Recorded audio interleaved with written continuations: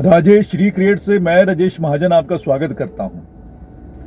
रुद्राक्ष company ने पिछले दिनों कुछ लोगों को ये बोला कि आपको 50% मिल जाएगा, आप ये फॉर्म साइन कर दीजिए। और जबकि ऐसा कोई बयान उन्होंने कभी कोर्ट में ना कहीं भी ऐसा कोई दिया नहीं था, लेकिन कुछ लोगों के साथ उन्होंने ये तय किया कि आपको 50% का पेमेंट मिलेगा। सबसे साइन करवा के कम से कम 350-400 लोगों ने वो साइन कर दिया। अथॉरिटी लेटर भी दे दिया, वो भी ब्लैंक अथॉरिटी लेटर दे दिया। लेकिन हुआ कुछ नहीं, क्योंकि रुद्राक्ष हमेशा फ्रॉड की भाषा समझता है, करता है, जानता है। उन्होंने इन सभी एप्लीकेशन को स्पोर्ट के अंदर, हाई कोर्ट के अंदर केस रिक्की की रिट के अंदर लगाने का फैसला किया हुआ था, जो हाई कोर्ट के अंदर जज ने उनकी सुनवाई को एक तरह से रद्द कर दिया। उन्होंने सुना ही नहीं, क्योंकि उन्होंने उस एप्लीकेशन रिट के अंदर में अपनी बेल एप्लीकेशन को भी इंक्लूड कर दिया था, जो कि रोस्टर के हिसाब से वो ठीक नहीं बनता था। उसके बाद सब लोगों ने तय किया कि अभी कुछ बन नहीं पा रहा, तो हम जाकर एसएसपी साहब को मिलते हैं, पुलिस हेडक्वार्टर में चलते हैं, वहाँ उनसे पूछते हैं भी हमारे लिए आपने क्या क्या सोचा, क्या किया और आगे क्या होने वाला है। तो लोगों ने अपनी सारी बातें वहाँ पे अपनी व्यक्त करी। और कुछ लोग चाहते थे कंडीशनल बेल लेना चाहते थे, क्योंकि गुरप्रीत उनका मेन है, राइट हैंड है रिक्की का, उसको सब पता है कहाँ पे क्या पैसा का इन्वेस्ट किया हुआ है।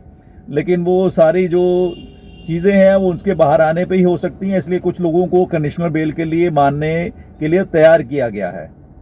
लेकिन ऐसा गुरप्रीत की पॉइंट ऑफ व्यू से किसी को नहीं बोला गया कि मैं आकर बाहर निकलकर पैसा दे दूंगा इतने टाइम के लिए, ना ही कोई कोर्ट के अंदर ऐसी कोई रजामंदी की गई है। और इस तरह से लोगों के अंदर एक द्वेष फैल रहा है। अब पुलिस ये इस बारे में क्या कह रही है, आप जरा ये रिपोर्ट सुन लीजिए। ਉਹਨਾਂ ਨੂੰ ਪੂਰਾ ਕਰ ਦਿੱਤਾ ਜਾਵੇ। ਸਾਡੇ ਕਿਉਂਕਿ ਤੰਗ ਹੀ ਸਾਰੇ ਆਏ ਹੋਏ ਨੇ, ਨਾ ਪੇਮੈਂਟਾਂ ਦਾ ਹੱਲ ਨਾ ਕੁਛ। ਪਹਿਲੀ ਮੰਗ ਸਰ ਹੈ ਕਿ ਪਹਿਲਾਂ ਮੈਂ ਤੁਹਾਨੂੰ ਇੱਕ ਦੱਸ ਦੇਣਾ ਜੀ, ਤੁਹਾਡੇ ਵਿੱਚੋਂ ਮਤਲਬ 322 ਦਰਖਾਸਤਾਂ ਮੇਰੇ ਕੋਲ ਆ ਚੁੱਕੀਆਂ। ਠੀਕ ਹੈ ਜੀ, 322 ਦਰਖਾਸਤਾਂ ਚੋਂ ਤਕਰੀਬਨ 9 ਦੇ ਮੁਕੱਦਮੇ ਦਰਜ ਹੋ ਚੁੱਕੇ ਨੇ। 11 ਦਰਖਾਸਤਾਂ 33 ਦਰਖਾਸਤਾਂ ਨੂੰ 11 ਮੁਕੱਦਮਿਆਂ 'ਚ ਅਸੀਂ ਕਰਕੇ ਤੇ ਅਸੀਂ ਉਹ ਐਸਐਸਪੀ ਸਾਹਿਬ ਨੂੰ ਭੇਜਤਾ। ਪਹਿਲਾ ਜਿਹੜਾ ਪਾਰਟ ਹੈਗਾ ਕਿ ਆਈ ਕੈਨ ਅਸ਼ੋਰ ਯੂ ਕਿ ਵਿਦਿਨ 10 ਦਿਨ ਦੇ ਵਿੱਚ ਤੁਹਾਡੀ ਐਫਆਈਆਰ ਸਾਰਿਆਂ ਦੀ ਲੌਂਚ ਹੋ ਜਾਏਗੀ। ਪਹਿਲਾ ਪਾਰਟ ਜਿਹੜਾ, ਠੀਕ ਹੈ, ਕਿਉਂਕਿ ਇੰਨੀ ਬਲਕ ਮਾਤਰਾ 'ਚ ਦਰਖਾਸਤਾਂ ਆ ਰਹੀਆਂ ਨੇ। 300 ਦਰਖਾਸਤਾਂ ਆਈਆਂ ਨੇ, ਮੇਰੇ ਕੋਲ ਗਿਣ ਕੇ 8 ਆਈਓ ਨੇ। ਬਿਆਨ ਲਿਖਣੇ, ਰਿਕਾਰਡ ਲੈਣਾ, ਰਿਪੋਰਟ ਬਣਾਉਣੀ, ਤਾਂ ਹੀ ਅਸੀਂ 3-3 ਨੂੰ ਇਕੱਠੇ ਕਰਕੇ ਤੇ ਅਸੀਂ ਉਹਦੀ ਐਫਆਈਆਰ ਦਰਜ ਕਰਾਂਗੇ। ਚਲਾਨ ਅਸੀਂ ਵੱਖਰੇ ਵੱਖਰੇ ਦੇਵਾਂਗੇ, ਹਰੇਕ ਬੰਦੇ ਦਾ ਚਲਾਨ ਅਸੀਂ ਵੱਖਰਾ ਦੇਵਾਂਗੇ। ਸੋ ਫਰਸਟ ਪਾਰਟ ਮੈਂ ਤੁਹਾਨੂੰ ਅਸ਼ੋਰ ਕਰ ਦਿੰਦਾ। ਸੈਕੰਡ ਪਾਰਟ, ਇਹਨਾਂ ਦੇ ਇੱਕ ਮੰਗ ਸੀਗੀ ਕਿ ਉਹਨਾਂ ਦੇ ਜਿਹੜੇ ਆਪਣਾ EMPLOYEES ਵੀ ਨੇ ਉਹਨਾਂ ਨੂੰ ਵੀ ਵਿੱਚ ਦਿੱਤਾ ਜਾਵੇ। ਠੀਕ ਹੈ ਜੀ, ਉਹ ਦਾਰੋਮਦਾਰ ਜਿਹੜਾ ਤੁਸੀਂ ਦਰਖਾਸਤਾਂ 'ਚ ਹੈਗਾ, ਤਕਰੀਬਨ ਉਹ EMPLOYEES ਸਾਰੇ ਹੀ ਕਵਰ ਉਹ ਦਰਖਾਸਤਾਂ 'ਚ ਹੋ ਜਾਂਦੇ ਨੇ। ਕੋਈ ਕਹਿੰਦਾ ਮੈਨੂੰ ਹੈਪੀ ਕਾਲ ਕਰਦਾ ਸੀ, ਕੋਈ ਕਹਿੰਦਾ ਸੀ ਰੂਬੀ ਕਾਲ ਕਰਦਾ, ਕੋਈ ਕਹਿੰਦਾ ਇਹ ਕਰਦਾ। ਉਹ ਜਿੰਨੇ ਇਹਨਾਂ ਦੇ EMPLOYEES ਨੇ ਉਹ ਸਾਰੇ ਹੀ ਤੁਹਾਡੀ ਦਰਖਾਸਤਾਂ 'ਚ ਕੰਪਲੀਟ ਵਿਚਕਾਰ ਆ ਜਾਂਦੇ ਨੇ। ਐਂਡ ਉਹ ਲੀਗਲ ਬੇਸ ਦੇ ਉੱਤੇ ਉਹ ਬਿਲਕੁਲ ਸਹੀ ਹੋ ਜਾਏਗਾ, ਕਿਉਂਕਿ ਹਰੇਕ ਬੰਦਾ ਆਪਣੀ ਗਵਾਹੀ ਦੇਗਾ ਕਿ ਇਸ ਬੰਦੇ ਨੇ ਨਾਲ ਮੇਰੇ ਨਾਲ ਕੀਤੀ ਹੈ, ਡੀਲ ਕੀਤਾ। ਠੀਕ ਹੈ। ਇੱਕ ਥਰਡ, ਇਸ ਤੋਂ ਬਾਅਦ ਇਹਦਾ ਸੀਗਾ ਕਿ ਇਹਦੀ ਮਤਲਬ ਕਿ ਪਰਿਵਾਰ ਦੇ ਮੈਂਬਰਾਂ ਦੀ ਵੀ ਨੋਮੀਨੇਸ਼ਨ ਕੀਤੀ ਜਾਵੇ। ਠੀਕ ਹੈ। ਉਹ ਜਿਹੜੇ ਵੀ ਦਰਖਾਸਤ ਹੈਗੇ ਨੇ ਉਹ ਉਹਦੇ 'ਚ ਕਰ ਦਿਓ, ਨਹੀਂ ਤਾਂ ਸੈਪਰੇਟ ਇੱਕ ਦਰਖਾਸਤ ਦੇ ਦਿਓ। ਉਹ ਮੈਂ ਤੁਹਾਨੂੰ ਪਹਿਲਾਂ ਵੀ ਅਸ਼ੋਰਟੀ ਦਿੱਤੀ ਸੀ, ਉਹ ਮੈਂ ਹੁਣ ਵੀ ਤੁਹਾਨੂੰ ਦੇ ਰਿਹਾ।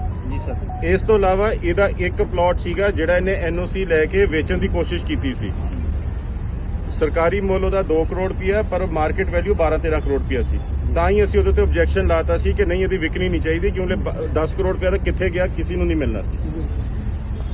ਕਲੀਅਰ ਹੈ। ਇੱਕ ਜਿਹੜਾ ਇਹਦਾ ਸ਼ੋਰੂਮ ਹੈਗਾ ਉਹਦਾ ਅਸੀਂ ਕਲੀਅਰ ਕਰਾ ਲਿਆ, ਉਹ ਆਲਰੇਡੀ ਬੈਂਕ ਨੂੰ ਮੌਰਟਗੇਜ ਹੈ। ਅਸੀਂ ਉਹਨੂੰ ਵੀ ਲਿਖਤਾ ਤੇ ਉਹਦੇ ਸੰਬੰਧੀ ਅਦਾਲਤ 'ਚ ਵੀ ਲਿਖਣ ਲੱਗੇ ਆ ਕਿ ਇਹ ਮੌਰਟਗੇਜ ਵੀ ਇਹ ਬੈਂਕ ਸਾਨੂੰ ਪੁੱਛ ਕੇ ਕਰੇ। ਠੀਕ ਹੈ ਜੀ, ਇਹ ਹਜੇ ਤੱਕ ਕਾਰਵਾਈ ਕੀਤੀ ਹੈ। ਇਸ ਤੋਂ ਇਲਾਵਾ ਇਹਦੇ ਆਧਾਰ ਕਾਰਡ, ਇਹਦਾ ਪੈਨ ਕਾਰਡ ਲੈ ਕੇ ਜਿੰਨੀਆਂ ਨੇ ਰਿਟਰਨਾਂ, ਉਸ ਪੈਨ ਕਾਰਡ ਦੇ ਨਾਲ ਜਿੰਨੇ ਬੈਂਕ ਅਕਾਊਂਟ ਹਿੰਦੁਸਤਾਨ 'ਚ ਨੇ, ਜਾਂ ਉਸ ਪੈਨ ਕਾਰਡ ਤੇ ਕੋਈ ਇਨਕਮ ਟੈਕਸ ਭਰਿਆ ਗਿਆ, ਕੋਈ ਹੋਰ ਪ੍ਰਾਪਰਟੀ ਲਈ ਗਈ ਹੈ, ਉਹ ਸਾਰਾ ਡਾਟਾ ਅਸੀਂ ਲਿਖਤਾ ਹੈਗਾ ਟੂ FIU ਕੇ ਫਾਈਨੈਂਸ਼ੀਅਲ ਇਨਵੈਸਟੀਗੇਟਿੰਗ ਯੂਨਿਟ ਨੂੰ, कि सारा डाटा सानू काट के दे दो। तो ये थी पुलिस का कहना, और लोगों ने अपनी जो उनमें बातों को उनके सामने जो अपनी प्रार्थना के अंदर ये बताया कि हमारे साथ ऐसा ऐसा होना चाहिए, जो जो कुछ कमियां थी पुलिस के इन्वेस्टिगेशन के अंदर, उसने ये सब बताने की कोशिश करी है। अब लोगों ने तय कर लिया है कि अब हम इसको छोड़ने वाले नहीं है, और वो उनके घर में पहुंच गए, रिकेश रिक्की के घर में, जहां पे उन्होंने वहां पे उनको एक तरह से पूरा जलील करने की कोशिश करी है, ताकि वो अपनी जलालत को समझे, जो सब लोग फेस कर रहे हैं किसी न किसी तरीके से पैसा को लेकर। जिन लोगों ने लोन लिया, किसी ने अपना घर बेचा, किसी ने कैसे कैसे करके जुगाड़ करके पैसा दिया था अपने ख्वाबों को पूरा करने के लिए, अपनी अच्छी ज़िंदगी के लिए, बाहर जाने के लिए। उन्होंने सोचा था अपने घर बार को छोड़कर जाने के लिए कि हमारी ज़िंदगी में कुछ बदलाव आएंगे, लेकिन राकेश रिक्की किसी ने किसी को भी भेजा नहीं है विदेशों में। वो सिर्फ इधर से पैसा लेते थे और दूसरी तरफ जो उनके ऊपर कोई डंडा घुमाता था उनको पैसे दे देते थे। ऐसे ही उनका 30 साल से कार्यक्रम चलता रहा है, लेकिन लोगों को पता नहीं चला। जब लोगों को पता चला तो कम से कम 600-700 लोग वहाँ पे खड़े हो गए जिनके साथ ऐसा फ्रॉड किया गया है। राकेश रिक्की की शुरू से ही इस तरह की नीयत रही है। वो क्या करता था, ऐसे करता करता उसने कभी कभी उसको जब फंस भी जाता था तो वो बेल करा के बाहर आ जाता था, लेकिन इस बार वो बड़ी मुश्किल में फंस गया है, क्योंकि उसकी लोअर कोर्ट में भी और सेशन कोर्ट में भी उनकी बेलें सब रद्द हो गई हैं। एक गुरप्रीत की बची थी, वो भी उन्होंने लगा दी है, और वो भी चाह रहे हैं, उनका वकील चाह रहा है कि ये तो सिंपल एम्प्लॉई है, इसके अंदर तो कोई ऐसी कोई बात नहीं है, इसको बेल दे देनी चाहिए। जज के सामने उन्होंने प्रार्थना कर दी, लेकिन लोगों ने उनके सामने ये सबूत रख दिए कि गुरप्रीत ने के साथ में काफ़ी शिकायतें हैं, और गुरप्रीत एक तरह का वहाँ पे प्रोप्राइटर है। कुछ उनमें जो कंपनियां उन्होंने खोल रखी, कई कंपनियां खोल रखी है उन्हें, सब कंपनियों में वो पैसा लेते हैं, कभी आरडी में लेते हैं, कभी रुद्राक्ष में लेते हैं, कभी ऐसी सर्विस में, कभी काफ़ी सारी कंपनी है। इन कंपनियों के साथ में उन्होंने अकाउंट खोल रखे हैं। यहाँ पे जो भी अकाउंट है वो भी उनके फेक अकाउंट है, बैंकों के अंदर खोल रखे हैं। कल को अगर इन्वेस्टिगेशन होती है तो बैंक वाले भी उसमें फंसते नजर आ जाएंगे। ऐसा करते हुए काफ़ी सारा लोग, जब 600-700 लोगों ने अपनी शिकायतें दर्ज करी, उसके बाद उन्होंने, अब देखो काफ़ी लोग जब इकट्ठे हुए, जब कुछ समझ में नहीं आया तो उन्होंने फिर वहाँ पे रिक्की के घर में भी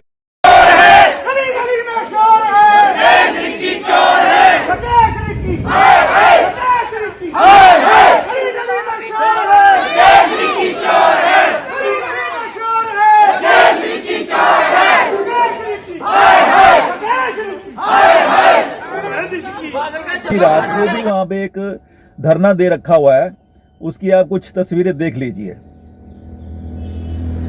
तो इस तरह से लोग काफ़ी ज़्यादा मायूस हैं, व्याकुल हैं कि एसआईटी क्या कर रही है। अब एसआईटी को चाहिए कि वो जल्दी से जल्दी अपना रिपोर्ट कोर्ट के अंदर रखे और कोर्ट से ये गुजारिश करे कि कैसे भी करके जो प्रॉपर्टियाँ उनकी जो अटैच कर रखी हुई हैं उनको बेचकर सब लोगों का पैसा वापस दिया जाए। ऐसा एसआईटी को करना चाहिए जल्दी से जल्दी, क्योंकि लोगों के जो सब्र है वो खत्म होता हुआ नजर आ रहा है। अभी हाई कोर्ट में भी ये बेलें लगाने लग गए हैं, लेकिन वहाँ भी इनके साथ अगर ऐसे ही चलता रहा तो कम से कम इनके लिए बहुत मुश्किल पड़ जाएगी। जितना ये लेट करेंगे उतना ज़्यादा इनको मुश्किलें पड़ेंगी रुद्राक्ष कंपनी को।